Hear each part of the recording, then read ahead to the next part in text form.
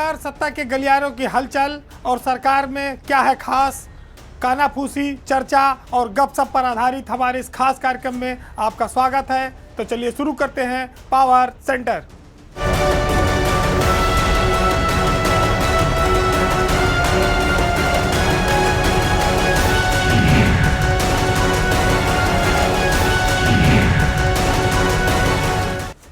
UP की bureaucracy इतनी बड़ी है कि लगातार उसकी निगरानी हो पाना कठिन होता है।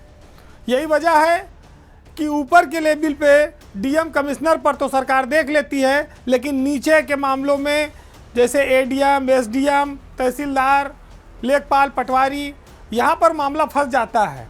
और इसके चलते देवरिया जैसी घटनाएं, राजस्व विवाद, चकबंदी के मामले, ये सब होते हैं। हालांकि सरकार इन दिनों एक रिपोर्ट कार्ड आईएएस अफसरों का तैयार करा रही है, खास तौर से उनका जो जिलों में डीएम और कमिश्नर हैं, कि वो राजस्व के जो विवाद हैं और चकबंदी के जो मामले हैं उसमें वो कितनी रुचि ले रहे हैं। जो डीएम कमिश्नर इसमें रुचि नहीं लेंगे, सरकार उनके खिलाफ कार्रवाई करेगी। सरकार ऐसे अफसरों के लिए एक अभियान भी शुरू किए हुए है और रिपोर्ट कार्ड भी उसी आधार पर बनेगा। 25 दिसंबर तक यह विशेष अभियान शुरू किया गया है, जिसकी समीक्षा खुद मुख्यमंत्री करेंगे। मुख्यमंत्री का यह निर्देश था कि जो राजस्व के मामले हैं उनको निस्तारण में तेजी लाई जाए, समयबद्धता हो, और जो जिले और मंडल फिसड्डी आएंगे उनके अफसरों पर कार्रवाई होगी। फिलहाल कई चेतावनी, कई समीक्षा के बाद 5 जिलों के डीएम और कमिश्नर इन दिनों सरकार के रडार पर हैं, जो इस अभियान में पीछे चल रहे हैं। तो अगर देखा जाए तो मंडल में प्रधानमंत्री का जो संसदीय क्षेत्र है वाराणसी मंडल, वो सबसे पीछे है। हालांकि उसे सबसे आगे होना चाहिए, क्योंकि वहाँ पर कौशल राज शर्मा जैसे कमिश्नर हैं।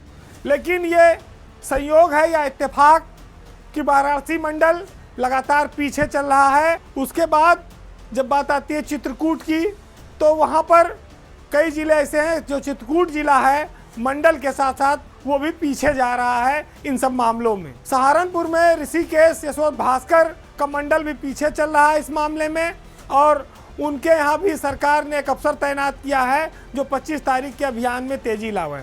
इसी तरह से आजमगढ़ मंडल में मनीष चौहान हैं, काफ़ी समय से हैं। तो राजस्व के जो मामले हैं इनके निस्तारण में जो अफसर पीछे चल रहे हैं उनके लिए एक खतरे की घंटी है। जिलों में बागपत के डीएम जितेंद्र प्रताप सिंह हैं, उनका जिला पीछे है। मुजफ्फरनगर है, वहाँ भी उनके डीएम अरविंद मलप्पा बंगारी, जिनका जिला पीछे चल रहा है। चित्रकूट के अभिषेक आनंद का नाम मैंने बताया ही आपको। हापुड़ में डीएम है प्रेरणा शर्मा, जिनके ज़िले को, हालांकि वो दिल्ली से सटा हुआ एनसीआर का इलाका है, लेकिन राजस्व के मामले में, चकबंदी के मामले में उनका ज़िला पीछे है। अमरोहा है, अमरोहा में भी राजेश कुमार त्यागी वहाँ पर डीएम हैं और इनका ज़िला भी पीछे है। अभी थोड़े दिन पहले ललितपुर के डीएम बनकर गए हैं अक्षय त्रिपाठी, उनका ज़िला भी इस मामले में पीछे है। तो ये जो अफसर बैठे हैं, ये न सोचें कि इनके कामों पर लखनऊ में बैठे अधिकारी या सरकार कोई निगाह नहीं रख रही है। उसका मूल्यांकन चल रहा है और मुख्यमंत्री लगातार इसकी खुद समीक्षा करते हैं। तो अब ऐसे मामले में लगातार अगर ढिलाई बरती जा रही है, अक्टूबर, नवंबर और दिसंबर आ गया, तो स्वाभाविक है कि कहीं ना कहीं इसका खामियाजा इन जिलों के डीएम कमिश्नर को भी भुगतना पड़ेगा। नया साल बस आने वाला है, पुराना साल कुछ ही दिनों का मेहमान है। नए साल में लोग नई उमंग, नए उल्लास की तमाम शुभकामनाएं देते हैं। जीवन में खुशियों के लिए भी लोग एक दूसरे की कामना करते हैं। लेकिन उत्तर प्रदेश की ब्यूरोक्रेसी में नया साल सचमुच में खुशियों भरा होता है, क्योंकि जब 31 दिसंबर बीतता है और 1 जनवरी आती है, तो ऐसे में बड़े पैमाने पर अफसरों के प्रमोशन होते हैं। लेकिन इसी प्रमोशन के साथ नया साल इस बात की खतरे की घंटी भी बजा देता है कि अब इस साल कई बड़े दिग्गज चेहरों की हमारे बीच से विदाई हो जाएगी। तो शुभकामनाएं लेने वालों के मन में एक मलाल भी रहता है कि अब इस साल उनको इस सेवा से विदा होना है। आज हम नज़र डालेंगे ब्यूरोक्रेसी के ऐसे दिग्गज चेहरों पर जिनका 2024 में विदाई होना है। ये 2024 का साल कई बड़े अफसरों को हमारे आपके बीच से विदा कर देगा। वो रिटायर हो जाएंगे, सेवा से चले जाएंगे और उनकी यादें रह जाएंगी। इन अफसरों में कई नाम ऐसे हैं जो बहुत प्रभावशाली हैं उत्तर प्रदेश की ब्यूरोक्रेसी में, जिनका एक ज़माने में वो सत्ता का केंद्र हुआ करते थे, पावरफुल हुआ करते थे। उनके इशारे के बगैर पत्ता भी नहीं हिलता था और उनकी कृपा पाने के लिए उनके कैडर के जूनियर सीनियर तमाम अधिकारी लाइन लगाए रहते हैं। लेकिन हर चीज़ का एक वक्त होता है, वक्त बदलता रहता है। जो आज है वो कल नहीं होगा और जो कल होगा वो परसों नहीं होगा। तो ये चक्र चलता रहता है और सबको एक न एक दिन जाना पड़ता है। अगर हम नज़र डालें तो यूपी की जो ब्यूरोक्रेसी के जो दिग्गज नाम हैं उनकी सबसे पहली विदाई या रिटायरमेंट फरवरी से शुरू होगा, जिसमें एसीएस लेवल के अफसरों का रिटायरमेंट होना है। फरवरी में 2 बड़े अफसर रिटायर हो जा रहे हैं। एक है इसमें राजस्व परिषद के चेयरमैन हैं हेमंत राव, जो 1987 बैच के आईएएस अफसर हैं, और प्रमुख सचिव या एसीएस राजस्व सुधीर गर्ग। हेमंत राव और सुधीर गर्ग ये दोनों लोग फरवरी में सेवानिवृत्त हो जाएंगे। दोनों एसीएस लेवल के अफसर हैं। इनके जाने के बाद फिर मार्च का महीना आएगा। मार्च में अमित मोहन प्रसाद का रिटायरमेंट है और उनके साथ साथ कल्पना अवस्थी, इनकी भी विदाई हो जाएगी मार्च में ही। ये दोनों अफसर एक एमएसएमई में है और एक टेक्निकल में है, तो ये 2 अफसर भी मार्च में आपसे विदा हो जाएंगे। लेकिन जब मई का महीना आएगा तो 2 बड़े दिग्गज नाम उत्तर प्रदेश की ब्यूरोक्रेसी से रिटायर हो रहे हैं। उसमें महेश गुप्ता सबसे पहला नाम है, जो अभी अपर मुख्य सचिव ऊर्जा विभाग हैं। इनका भी रिटायरमेंट मई में है। और अनीता सिंह का रिटायरमेंट भी मई में हो जाएगा इस साल 2024 में। वो फूड एंड ड्रग अथॉरिटी जो है उसकी कमिश्नर भी हैं और एसीएस भी हैं। तो ये रिटायरमेंट दोनों काफ़ी बड़े माने जा रहे हैं। अनीता सिंह 2 मुख्यमंत्रियों के कार्यकाल में प्रमुख सचिव मुख्यमंत्री रही हैं। ब्यूरोक्रेसी में उनकी खासी लोकप्रियता रही है और वो कॉम्पिटेंट अफसर के तौर पर पहचान रखती रही हैं। उनका रिटायरमेंट यूपी की ब्यूरोक्रेसी में एक बड़ा नाम है। उसके बाद जब जून में हम आएंगे तो जून में केंद्र सरकार में इस समय तैनात हैं राधा एस चौहान। वो 1988 बैच की आईएएस अफसर हैं और अभी डीओपीटी में तैनात हैं, बहुत पावरफुल पद पर हैं। राधा एस चौहान के पति देवेंद्र चौहान उत्तर प्रदेश के डीजीपी रह चुके हैं। अब राधा चौहान का भी रिटायरमेंट 2024 में आ गया है। उसके बाद अगस्त में 1988 बैच के ही रजनीश दुबे, उनका भी रिटायरमेंट है। हालांकि दुबे फरवरी में हेमंत राव के रिटायरमेंट के बाद इस चक्कर में थे कि वो राजस्व परिषद के चेयरमैन बन जाएं, लेकिन शायद ये मुमकिन नहीं दिखता है। लेकिन वो आखिरी वक्त तक हाथ पैर तो मारेंगे ही।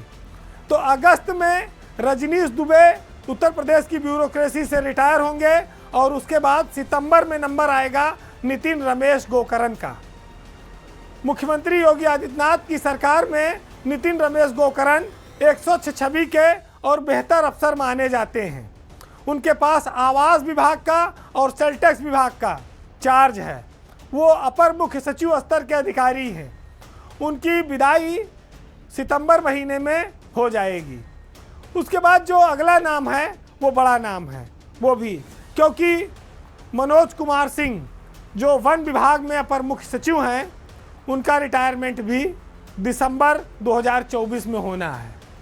अभी फ़िलहाल 1 साल बचेगा, लेकिन 2024 में ये काफ़ी बड़े नाम हैं जो हमारे बीच से चले जाएंगे। अगर आप ये निगाह डालें तो 1987 का जो बैच है वो ब्यूरोक्रेसी से अब ख़त्म हो जाएगा। यानी वो सबसे सीनियर बैच था उत्तर प्रदेश में, अब उसके सभी लोग 2024 में रिटायर हो जाएंगे। 1988 के भी काफ़ी लोग चले जाएंगे। यहाँ तक कि 89 और 90 के भी कई अफसर रिटायर हो रहे हैं 2024 में। तो 1988 बैच में अगर आप देखेंगे तो 24 के बाद एकमात्र अफसर रह जाएंगे IRDC मनोज कुमार सिंह, जो 25 तक जिनकी नौकरी है। बाकी 88 बैच भी साफ हो जाएगा। फिर 89 बैच में बहुत ज़्यादा लोग नहीं बचेंगे, कुछ ही लोग रहेंगे जो आगे जाएंगे। हालांकि 90 बैच तो अभी आगे चलेगा, लेकिन 87, 88 में एक नाम छोड़ के बाकी दोनों ये बैच यूपी से अब विदा हो जाएंगे। तो ब्यूरोक्रेसी में सीनियर अफसरों का एक बहुत बड़ा खालीपन होने जा रहा है। हालांकि उसके बाद जैसे जैसे लोग रिटायर होंगे तो 91 और 92 वाला जो बैच है प्रमुख सचिव का, उसके भी ACS बनने का रास्ता खुल जाएगा। पावर सेंटर में खबर अब थोड़ा हटके है, क्योंकि ये यूपी से जुड़े एक बहुत बड़े व्यवसायिक घराने का मामला है। सुब्रत राय सहारा जो एक दिग्गज नाम थे, जिनका एक बहुत बड़ा साम्राज्य था, उनके निधन के बाद अब यह साम्राज्य कमज़ोर पड़ने लगा है और कहा जाए तो धीरे धीरे अब यह साम्राज्य ढलान की ओर है। एक वक्त था जब सुब्रत राय सहारा की सत्ता ज़मीन से लेकर आसमान तक थी। उनका राज ऐसा कायम था, चारों ओर सहारा एक बट वृक्ष की तरह फैल गया था। लेकिन इस बट वृक्ष के गिरते ही सहारा साम्राज्य ऐसा लगता है कि वो बिखरने लगा है, क्योंकि ऐसी खबरें आई जिसके बाद आज ये खबर लेना ज़रूरी हो गया कि आखिर सहारा का जो साम्राज्य है वो धीरे धीरे नीचे जा रहा है और कुछ ऐसे लोगों के नाम उनसे जुड़ रहे हैं जो इन दिनों इनकम टैक्स और ED उनके बीच चर्चा में है। सहारा के साम्राज्य में जो सबसे पहली खबर आई सुब्रत राय के निधन के बाद, वो आई कि लखनऊ में जो सहारा हॉस्पिटल था वो बिक गया। और ये उदाहरण बहुत बड़ा था। उनके निधन के तुरंत बाद ये खबर बाहर आई थी, जिसने सबको चौंका दिया। सहारा हॉस्पिटल बहुत बड़ी चीज़ थी, लखनऊ के लिए बहुत बड़ा एसेट था। 950 करोड़ में उसके बिकने की खबर आई और ये पता लगा कि वो मैक्स हॉस्पिटल ग्रुप द्वारा खरीदा गया। तो ये माना गया कि सुब्रत राय के जाने के बाद पहले से इसकी चर्चा रही होगी और उनके जाने के बाद ये बात खुली। लेकिन इसी बीच सहारा हॉस्पिटल का भी मामला ठंडा नहीं हुआ था कि सहारा सिटी होम्स के बिकने की खबर आ गई। सहारा सिटी होम्स 200 करोड़ में एक सूचना मिली कि एक बिल्डर ने खरीदा, जिसका नाम है अमरावती ग्रुप। अमरावती ग्रुप लखनऊ में रवि पांडे और रजनीकांत मिश्रा, इनके नाम से जाना जाता है, वो इसके मालिक हैं। लेकिन कुछ दिन पहले वहाँ पर इनकम टैक्स की जो बहुत बड़ी रेड पड़ी और उसके बाद उस रेड से जो चीज़ें बाहर आईं और तब ये पता चला कि इसमें ये दोनों भाई, ये दोनों बंधुओं का भी कहीं रोल है। लेकिन अमरावती ग्रुप पर इन दिनों देश के एक बहुत बड़े राजनीतिक घराने के साथ मेल जोल की भी सूचना है और जिसका साम्राज्य महाराष्ट्र के ठाकरे परिवार से जुड़ा माना जाता है। और जब इनकम टैक्स का छापा पड़ा था तब उसमें यह चर्चा में आई कि जो ठाकरे परिवार था उसका अमरावती ग्रुप ने लखनऊ में निवेश कराया और इस बात की भी चर्चा थी कि काफ़ी काली कमाई यहाँ पर महाराष्ट्र से लाकर लखनऊ में निवेश की गई। इसी बीच जब इनकम टैक्स इस बात की जांच कर रहा था तो कोलकाता की एक बेनामी कंपनी हमसफर डीलर का पता चला, जिसने लखनऊ में सहारा की 200 एकड़ ज़मीन खरीदी है और यह हमसफर कंपनी जो है फर्जी पाई गई। इसके निर्देशक भी फर्जी निकले हैं। अब चर्चा इस बात की भी है कि क्या इसमें भी फंडिंग महाराष्ट्र कोलकाता वाया होते हुए लखनऊ पहुंची है या कुछ और कारण है। वैसे जो एजेंसियां हैं उनका मानना है कि इन कंपनियों में जो पैसा खपाया जा रहा है वो ब्लैक मनी है। सुल्तानपुर रोड पर बक्कास इलाके में जो ये 200 एकड़ ज़मीन सहारा से खरीदी गई हमसफर कंपनी द्वारा, इसके लिए बाकायदा LDA में एक इंटीग्रेटेड टाउनशिप के लिए लाइसेंस के लिए आवेदन भी किया गया है और उस आवेदन में 4 करोड़ 32 लाख रुपए भी LDA में जमा कराया गया है।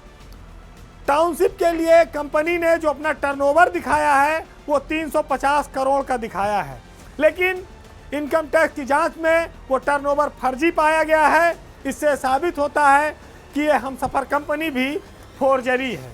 लेकिन ऐसे विवादित नाम सहारा सिटी होम से और अमरावती से जुड़े हैं तो इसको लेकर आशंका बढ़ती है और ये बात भी लोगों में चर्चा होती है कि एक इतना बड़ा विशाल व्यक्तित्व का मालिक सहारा श्री के जाने के बाद उनके साम्राज्य में क्या इस तरह के छेद दिखाई पड़ने लगे हैं, उनका साम्राज्य क्या दरक रहा है और क्या इस तरह की फोर्जरी कंपनियों के माध्यम से लोग औने पौने में सहारा की चीज़ों को खरीद रहे हैं। सुब्रत राय सहारा के रहते आकाश पाताल जमीन हर जगह सहारा का एक ज़माना था, सिक्का चलता रहा। वक्त ने क्या क्या दौर नहीं दिखाया। सुब्रत राय हमेशा मुस्कुराते रहे, जेल भी गए लेकिन अपने निवेशकों को उन्होंने कभी निराश नहीं किया। लेकिन उनके जाने के बाद जो खबरें आ रही हैं वो ये दर्शाती हैं, ये संकेत देती हैं कि अब ये किला दरक रहा है। इस किले में जो लोग कील ठोक रहे हैं वो कई छेद कर चुके हैं।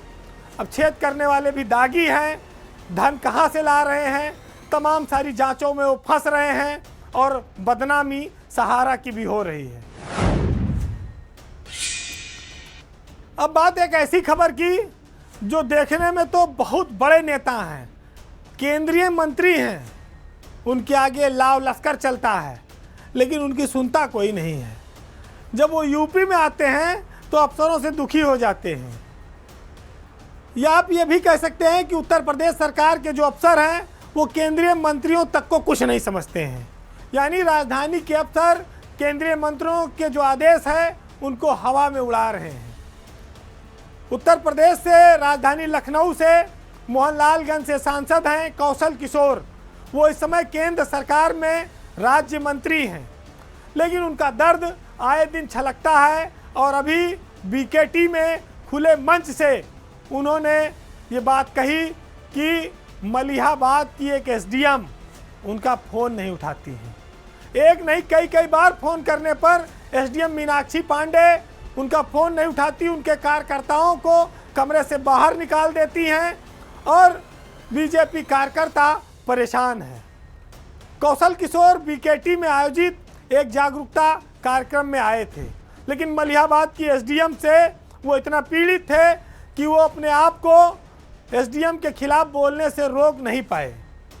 उन्होंने अपने कार्यकर्ताओं की भी उपेक्षा का आरोप लगाया है। उनका ये भी आरोप है कि सरकार की योजनाओं को लाभ पहुंचाने में जनता तक ये अधिकारी बाधा बन रहे हैं। केंद्रीय मंत्री ने बहुत बड़ा बयान दिया है कि अगर कार्यकर्ताओं की सुनवाई नहीं होगी तो वो खुद लाखों लोगों को लेकर धरने पर बैठ जाएंगे। अब आप सोचिए कि एक केंद्रीय मंत्री की क्या स्थिति है। भवानी सिंह खंगा राउत का नाम आपने सुना होगा, मध्यांचल के वो एमडी हैं। यही कौशल किशोर मंत्री थे। कुछ दिन पहले डीएम कार्यालय में भरी मीटिंग में उन्होंने कहा कि एमडी भवानी सिंह खंगा राउत मेरा फ़ोन नहीं उठाते हैं। 6 बार मैं फ़ोन कराता हूं, दिल्ली से फ़ोन करता हूं, लेकिन मध्यांचल के एमडी भवानी सिंह खंगा राउत मेरा फ़ोन नहीं उठाते हैं। और आज ये मामला 1 साल के लगभग पुराना होने जा रहा है। खंगा राउत का कुछ नहीं बिगड़ा, वो वहीं मध्यांचल में एमडी बने हुए हैं, केंद्रीय मंत्री सर पटक कर रह गए। तो भवानी सिंह खंगा राउत के मामले में एक बार मात खा चुके केंद्रीय मंत्री कौशल किशोर फिर भरी मीटिंग में अपने आप को नहीं रोक पाए और इस बार एसडीएम पर उन्होंने अपना दर्द बयां किया। मंत्री के इस बयान से हंगामा मच गया है, मीडिया में इसको लेकर काफ़ी चर्चा हो रही है, लेकिन अफसर का कुछ बिगड़ेगा इसकी संभावना बहुत कम है। जब भवानी सिंह खंगा राउत का कुछ नहीं बिगड़ा, वो आज तक अपने पद पर कायम है, तो एसडीएम का तो और मुश्किल है बिगड़ पाना। लखनऊ का जो जिला प्रशासन है वो केंद्रीय मंत्री को बहुत हल्के में ले रहा है। आप दूसरे रूप में इसे कह सकते हैं कि ब्यूरोक्रेसी की जो मनमानी है, निरंकुशता है, उसमें केंद्रीय मंत्री भी उनकी नज़र में कुछ नहीं रखते हैं। ऐसा क्यों है? क्योंकि अफसरों की पकड़ ऊपर तक मजबूत होती है और इसी वजह से वो मिनिस्टरों को नज़रअंदाज कर देते हैं। सरकार में अपनी पकड़ के दम पर वो बड़े बड़े मंत्रियों और केंद्रीय मंत्रियों तक को खुलेआम ठेंगा दिखा रहे हैं। ये दो उदाहरण आपके सामने हैं। मंत्री जी अपना दर्द तो बयां कर दिए, तमाम कार्यकर्ता दर्द बयां करते कोई सुनने वाला नहीं है। ये तो हम लोग मंत्री होने के नाते उनका दर्द दिखा भी रहे हैं, लेकिन उनके हाथ में अधिकार तो है नहीं कि स्टेट के किसी अफसर पर वो कार्रवाई कर सकें। तो इसलिए अफसर भी जानता है कि मंत्री ने बयान दे दिया तो झाड़ फोड़ के आगे बढ़ो, क्योंकि नीचे के लेवल पर वो कार्रवाई करा पाने में सक्षम नहीं है। भले केंद्र और राज्य में उनकी दोनों जगह अपनी सरकारें हैं, लेकिन अफसरों पे कंट्रोल अलग अलग है। लेकिन शायद बीजेपी सरकार में जो अनुशासन के मामले में अपने आप को पार्टी विद डिफरेंस कहती है, वहाँ किसी केंद्रीय मंत्री का बार बार अफसरों के लिए बोलना और उन अफसरों पर कार्रवाई ना होना, ऐसा कभी होता नहीं रहा है। ये पार्टी विद डिफरेंस के नारे को भी झुठला रहा है और ये बताता है कि मंत्रियों के आरोपों पर सरकार अफसरों को हटाती नहीं बल्कि और ताकत दे देती है, और उस ताकत के दम पर फिर वो और अंगद के पैर की तरह जम के काम करते हैं। तो खंगा राउत ने ये कारनामा करके दिखाया है, अन्यथा कोई और सरकार होती तो मध्यांचल के एमडी कब तक हट गए होते। लेकिन उनको पिछले 2-3 साल से आशीर्वाद प्राप्त है और वो केंद्रीय मंत्रियों तक को ठेंगा दिखाकर बैठे हुए हैं कुर्सी पर।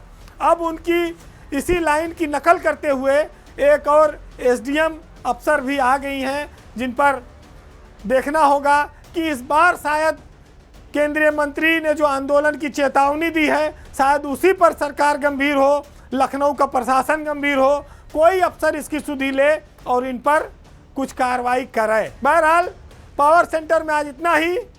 जाते जाते मंजर भोपाली की बहुत प्रसिद्ध लाइनों के साथ हम आपको छोड़ जाएंगे, जिसमें उन्होंने लिखा है कि हमारी जेब से जब भी कलम निकलता है, सियाह सबके यजीदों का दम निकलता है, और वतन पे मिटने का जब भी सवाल आता है तो सबसे पहले हमारा कदम निकलता है, और तुम्हारे वादों का कद भी तुम्हारे जैसा है, कभी जो नाप के देखो तो कम निकलता है। नमस्कार।